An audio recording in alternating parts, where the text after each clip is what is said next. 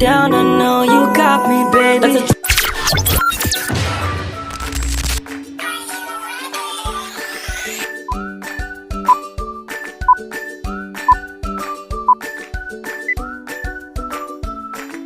Assalamualaikum, perkenalkan, di sini nama saya Rizka Amalia, mahasiswa semester 5 manajemen 2 pagi. Di sini bakalan ngalin buku yang berjudul Muamalah Milenial. Penulisnya Ibu Nur Ijati, SEME, dan Naurid Muhammad Rifai, Hum. Lalu di sini penerbitnya itu dari Guepedia dan tahun terbitnya itu Mei 2024 dan nomor ISBN-nya itu 9786234214826. Baik, di tiap babnya itu ada bab 1 mengenai sebuah pengertian yang universal, ada pengertian dan tujuan syariah, fungsi hidup bersyariah, muamalah secara universal, ijtihad, ijma dan qiyas, lalu mujtahidin. Lalu bab 2-nya itu ada muamalah, yaitu pembagian dan jenis muamalah, kedua muamalah adabiyah, yang ketiga muamalah madiyah, hubungan dengan ekonomi, sistem ekonomi Islam, mazhab ekonomi Islam era milenial. Lalu bab 3-nya itu muamalah berdasarkan sejarah Islam, yang berisi tentang muamalah era Islam klasik, era ajaran Rasulullah SAW, era Khulafah Ar-Rasyidin, lalu era Tabi'in dan Atba Tabi'in, era abad pertengahan. Lalu bab 4-nya itu lembaga keuangan di Indonesia. Memahami lembaga keuangan, fungsi lembaga keuangan, jenis-jenis lembaga keuangan, perbedaan lembaga keuangan, bank dan bukan bank. Di sini bab 5-nya itu menjelaskan tentang kasus riba, dunia perbankan konvensional, pegadaian, kredit jual beli dan leasing. Lalu jual beli online, kartu kredit, hadiah saat bayar piutang. Lalu bab 6-nya fatwa MUI. Pentingnya fatwa MUI untuk kita, fatwa MUI tentang lembaga keuangan, lalu ada fatwa MUI tentang koperasi syariah, lalu ada fatwa MUI tentang leasing, fatwa MUI tentang pegadaian, dan fatwa MUI tentang jual beli online. Lalu bab 7-nya itu menjelaskan tentang jenis-jenis akad dalam ekonomi syariah. Yang pertama ada akad dalam Islam. Akad dalam Islam itu ada akad wadiyah, mudorobah, akad musyarakah, akad salam, akad istihna, ijorah, akad ijarah, muntahiyah bitamlik, lalu akad qard. Bab 8-nya itu menjelaskan tentang muamalah madiyah menurut ulama mazhab Sunni. Menjelaskan tentang sekilas 4 ulama berpangkat mujtahid, hukum jual beli, barang yang boleh dan tidak boleh diperjualbelikan, lalu ada ijab dan qabul dalam jual beli, lalu ada khiyar atau hak pilih, lalu ada hal yang membatalkan jual beli, lalu jual beli yang dilarang, lalu tasyiriyah dalam pengembalian barang cacat, lalu pengembalian laba, lalu ada salam dan kirod, lalu ada gadai, wadiyah atau titipan harta, lalu ada mudorobah bagi hasil, lalu ijorah atau persewaan, syirkah berserikat, lalu ada daman tentang jaminan, hiwalah pemindahan utang, riba atau kelebihan, dan tablis atau pilot dan haji, larangan menggunakan harta. Di sini aku bakal sedikit cerita ya tentang tujuan syariah. Secara etimologis, kata syariah dalam bahasa Arab artinya syari dan berasal dari kata syara'a yang berarti jalan menuju mata air.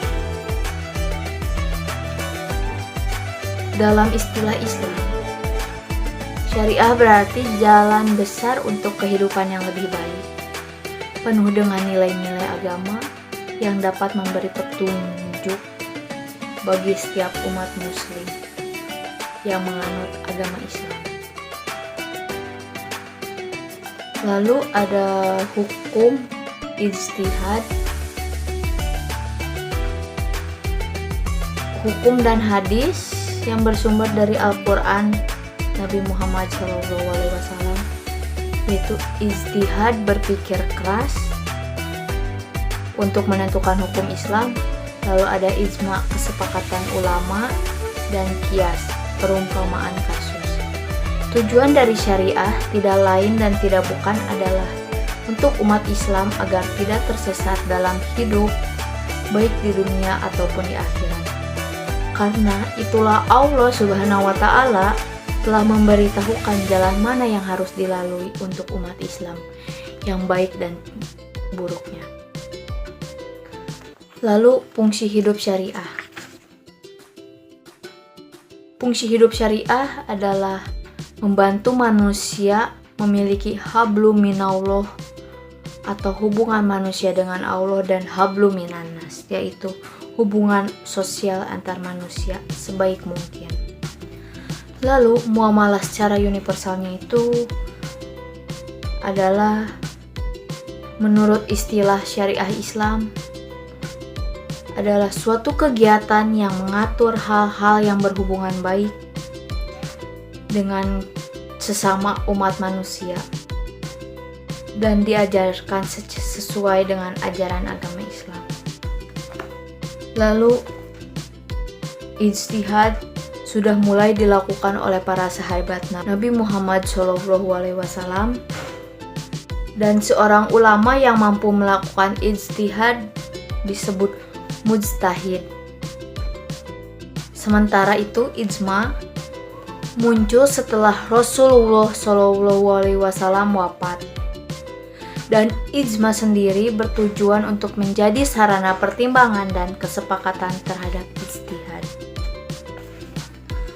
Lalu qiyas bertujuan untuk memperumpamakan kasus. Diketahui qiyas dilakukan untuk mengatasi berbagai kasus hukum di masyarakat muslim yang tidak jelas diatur oleh Al-Quran dan As-Sunnah. Ada mujtahidin, yaitu dengan syarat para ulama, mujtahidin adalah harus menggunakan akal sehat dan pertimbangan matang yang berlandaskan Quran dan hadis yang sahih. Lalu ada bab 2-nya itu tentang muamalah, pembagian dan jenis muamalah. Tujuan muamalah sendiri adalah untuk tercapainya hubungan baik manusia dan sesamanya, serta hubungan baik manusia dengan duniawinya.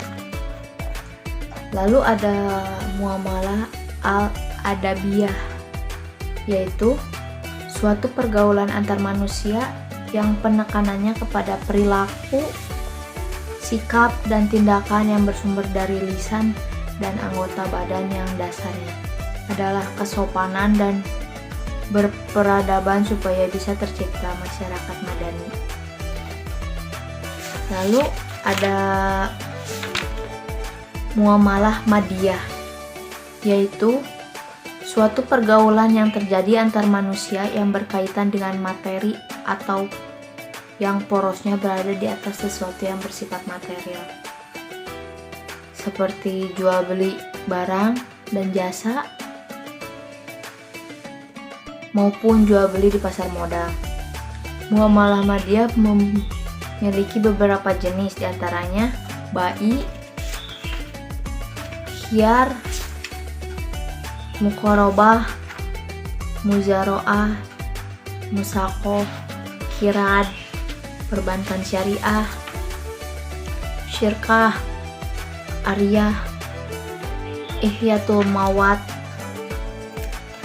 Lalu ada hubungan dengan ekonomi. Menurut Abraham Bergson dalam Productivity and the Social System, the USSR and the West, secara dominan dikuasai oleh negara. Lalu sistem ekonomi Islam. Pelaksanaan sistem ekonomi Islam secara utuh di dalam suatu tahanan keanekaragaman bisa kita lihat dalam periode kepemimpinan Nabi Muhammad SAW. Lalu ada mazhab ekonomi Islam dalam era milenial, yaitu secara universal ada 5 yang harus diketahui sebagai prinsip ekonomi syariah adalah tauhid atau keimanan, al-adlu atau keadilan, nubuah risalah kenabian, khilafah pemerintah berhukum Islam, dan ma'ad hasil. Lalu bab 3-nya muamalah berdasarkan sejarah Islam, yaitu pada muamalah era Islam klasik. Fase peletakan dasar ekonomi Islam sudah mulai sejak era Nabi Muhammad SAW adalah pedagang ulung dan jujur. Beliaulah yang mempraktikkan sekaligus meletakkan dasar ekonomi Islam pada awalnya berdasarkan tuntutan Allah Subhanahu wa Ta'ala. Lalu era ajaran Rasulullah SAW, yaitu ekonomi Islam sudah ada pada abad ke-6 Masehi hingga abad ke-13 Masehi. Dan tentu aturan-aturan yang tersebut dalam Al-Quran dan As-Sunnah Rasul bertujuan untuk menjamin keselamatan manusia sepanjang hidupnya, baik agama diri maupun akal, harta benda maupun nasab keturunan. Lalu ada era Khulafa ar-Rasyidin, yaitu para pemimpin yang diberi petunjuk oleh Allah Subhanahu wa Ta'ala serta dipilih sebagai kepala negara dan pemerintahan sekaligus sebagai pemimpin umat Islam. Lalu era Tabi'in dan Atba Tabi'in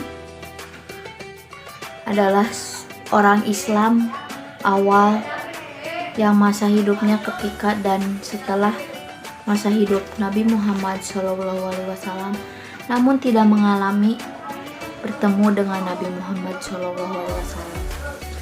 Lalu era abad pertengahan ada prinsip keadilan dan keseimbangan sosial, perdagangan dan sistem keuangan Islam, pertanian dan sistem irigasi, ada inovasi dalam industri dan kerajinan tangan, lalu pendidikan dan pengembangan ilmu pengetahuan.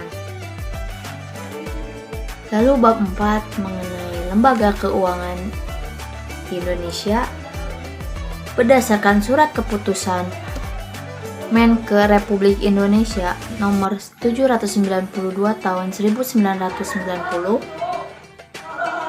Lembaga keuangan adalah segala badan atau lembaga yang aktivitas utamanya ada di bidang keuangan. Lalu fungsi lembaga keuangan ialah sebagai penghimpunan dana.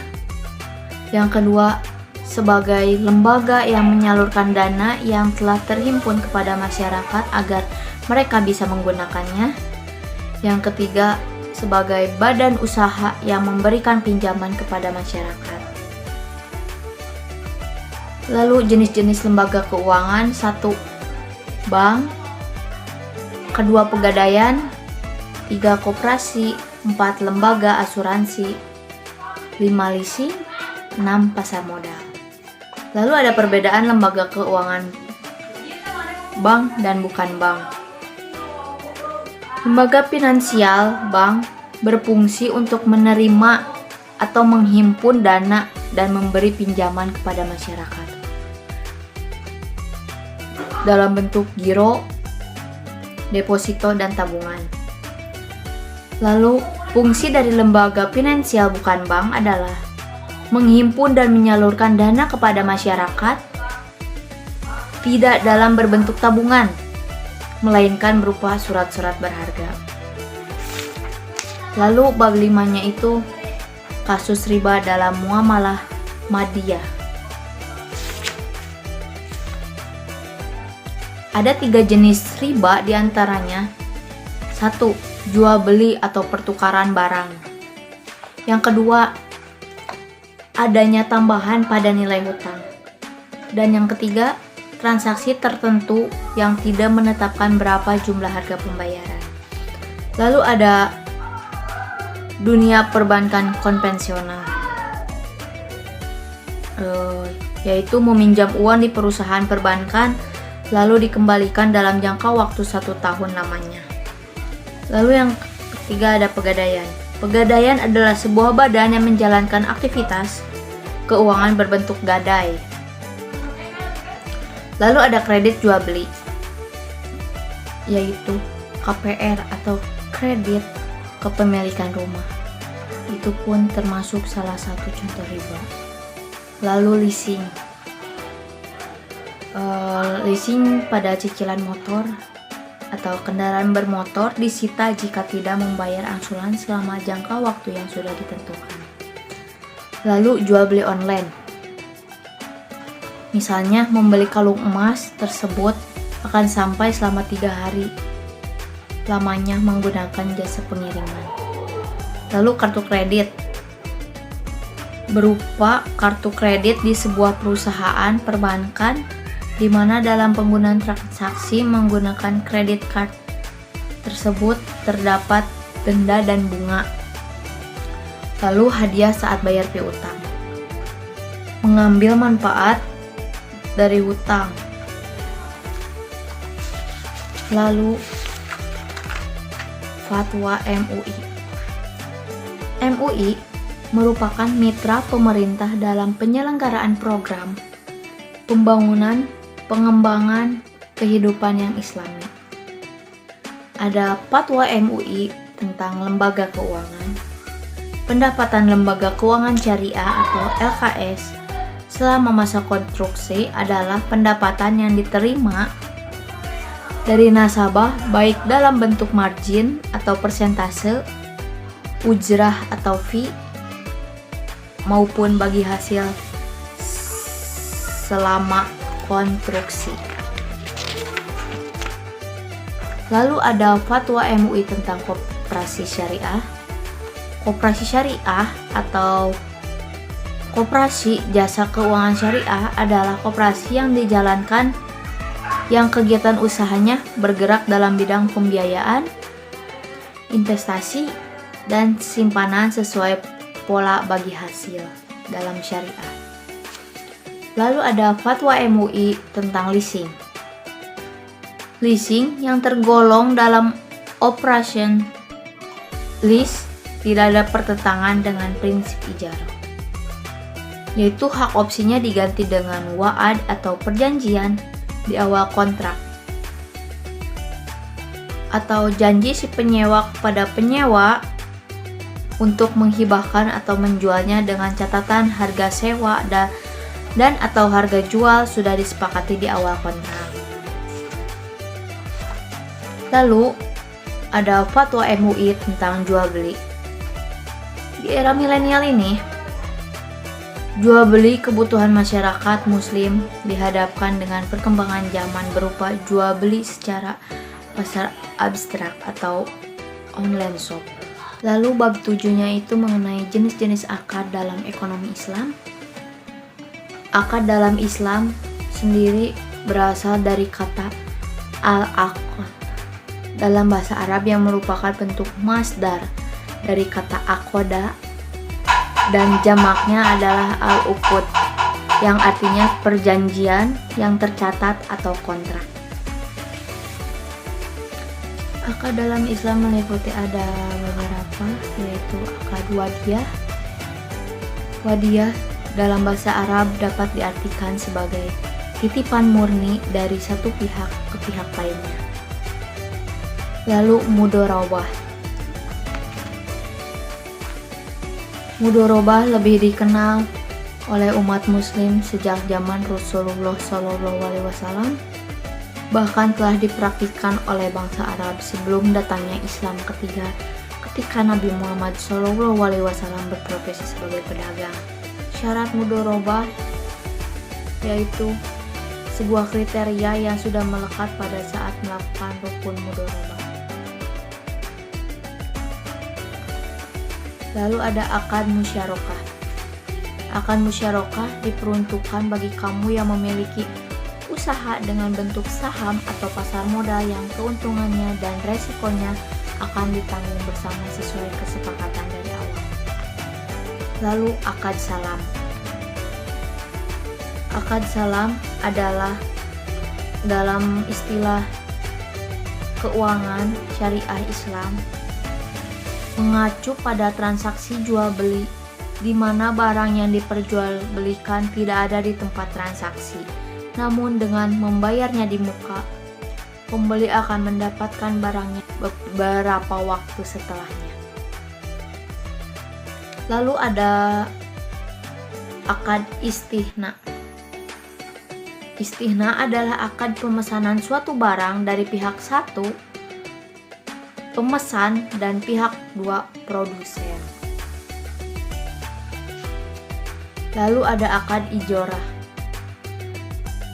Ijarah adalah akad yang berkaitan tentang pemindahan hak guna atau manfaat terhadap suatu barang atau jasa dalam waktu tertentu. Lalu ada akad ijarah muntahiyah bitamlik. Berasal dari 3 kata bahasa Arab, yaitu ijarah, muntahiyah, dan bitamlik. Yang ketiganya memiliki arti sewa, berakhir, dan dengan kepemilikan. Lalu ada akad qard. Akad qard adalah akad pinjaman dana tanpa imbalan, di mana peminjam mengembalikan pinjaman dengan jumlah dan dalam jangka waktu yang telah disepakati. Lalu bab 8 membahas tentang muamalah madiyah menurut ulama mazhab Sunni. Sekilas 4 ulama berpangkat mujtahid. Sampai saat ini, negara Republik Indonesia, ulama mazhab yang dianut dan diikuti keilmuannya untuk menjadi dasar syariat Islam ada 4, yaitu An-Nu'man bin Sabit bin Jawata At-Taimi Al-Kufi atau Imam Hanafi, Abdullah Malik bin Anas bin Malik bin Amr bin Haris, yaitu Imam Maliki, Muhammad bin Idris bin Abbas bin Utsman bin Syafi'i atau Imam Syafi'i, dan Ahmad bin Hanbal atau Imam Hambali. Lalu ada hukum jual beli, yaitu jual beli dihalalkan, sedangkan riba diharamkan. Para ulama mazhab sepakat jual beli dianggap sah apabila dilakukan oleh seorang yang sudah balik, berakal, kemauan sendiri, dan berhak membelanjakan hartanya. Maka jual beli tidak sah bila dilakukan oleh orang gila. Lalu ada barang yang boleh dan tidak boleh diperjualbelikan, yaitu benda najis, budak, wakaf. Lalu ada ijab qabul dan jual beli. Jual beli dalam Islam terbagi menjadi 2 jenis, yaitu barang besar dan barang kecil. Barang besar memiliki nilai harga yang tinggi, sementara barang kecil memiliki harga yang di bawah rata-rata. Lalu ada khiyar atau hak pilih. Menurut Maliki, tidak ada khiyar jika tidak terjadi transaksi jual beli. Lalu ada hal yang membatalkan jual beli, yaitu menurut Imam Maliki, apabila yang disyaratkan penjual sedikit bermanfaat dari apa yang dijual, seperti tinggal dalam rumahnya yang telah dijual, itu diperbolehkan. Menurut Imam Hambali, jika penjual atau pembeli menempati rumah yang sudah dijual selama 1-2 hari, maka tidak merusak akad. Lalu ada jual beli yang dilarang atau najashi, berpura-pura menawar harga barang agar pembeli lain membeli dengan harga tinggi, dihukumi haram. Menghalangi sahnya jual beli, sedangkan paksaan orang lain atau pembeli tidak menghalangi sahnya penjualan. Ada tahsyiriyah dan pengembalian barang cacat. Lalu ada pengembalian laba, salam dan kirot, gadai, wadiah atau titipan harta, mudorobah bagi hasil. Lalu ada ijarah atau persewaan. Lalu ada syirkah atau berserikat, daman atau jaminan, hiwalah pemindahan utang, riba kelebihan, taflis, pailid atau hajar, larangan menggunakan harta. Terima kasih, itu saja isi dari tiap-tiap bab buku pada muamalah milenial. Terima kasih. A few moments later. Deskripsiin apa kelebihan dan kekurangan dalam buku muamalah milenial ini. Kelebihannya itu bahasa yang sederhana dan mudah dipahami. Lalu konsep muamalah syariah yang jelas dan terstruktur. Pengajaran yang sesuai dengan nilai-nilai Islam. Menyajikan alternatif investasi syariah. Membahas etika bisnis dan tanggung jawab sosial. Buku yang tepat untuk milenial yang ingin memahami ekonomi syariah. Lalu kekurangannya pada buku ini adalah kurangnya contoh kasus yang lebih kompleks, terlalu fokus pada aspek teori dan kurang praktis,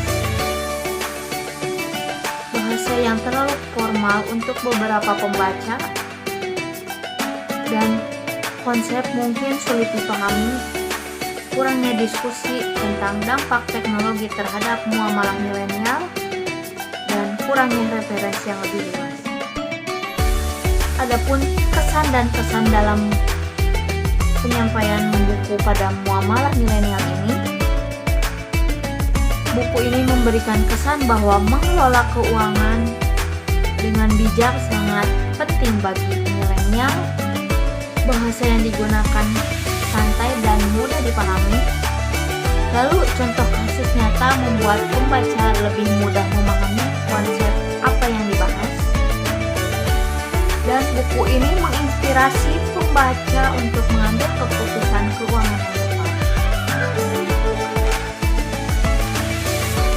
Pesannya itu pentingnya mengelola keuangan dengan bijak dan sesuai dengan nilai-nilai agama.